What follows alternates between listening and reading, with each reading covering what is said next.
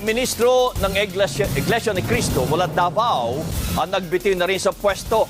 Ito po'y bilang protesta sa umunoy katiwalian sa pamunuan ng simbahan. Binunyag din niya na bumaba ang koleksyon ng INC sa mga miyembro mula nang lumabas ang issue. Nagpapatrol, Ces Orenya Drilon. Bumabagsak na umano ang koleksyon ng Iglesia ni Cristo mula sa mga kasapi nito.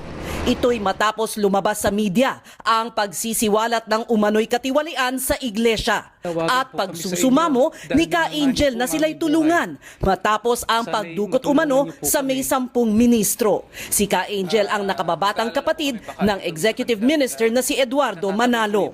Ayon kay Ka Farley De Castro, isang ministro ng INC na nagbitiw kamakailan, kapansin-pansin ang pagbaba ng nakokolektang handog sa mga pagsamba na kanyang dating pinangangasiwaan bago pa man siya nagbitiw sa pwesto. Ang nalikom na handog ay umurong.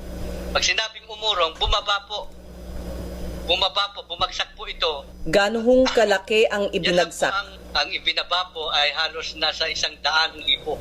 Ayon pa kay Ka Farley, maging sa tinatawag nilang mid-year pasasalamat, bumaba ng 100,000 kumpara sa isang taon. Ayon pa sa isang source, binawasan ng 30% ang sweldo ng ilang staff ng INC. Nitong Martes, nagbitiw sa tungkulin bilang ministro si Ka Farley. Katwiran ni Ka Farley, hindi na niya kayang tiisin ang pananahimik sa gitna umano ng katiwaliang nangyayari. Sinisisi niya ang asawa ni Ka Eduardo Manalo na nasa likod umano ng katiwalian at kasinungalingan. Ugat na dahilan. Ang kapatid na Bibilin Ventura Manalo. Totoo lahat ng sinasabi kong ito. Sumpain ako ng Diyos. Sumpain ako ng Diyos. Kung ito'y kasinungalingan.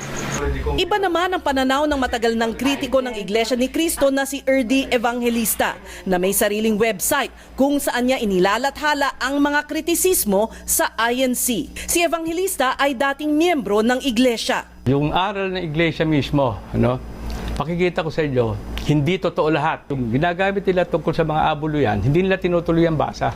Halimbawa, tulad yan, nakalagay, magbigay ang bawat isa, ganun-ganun.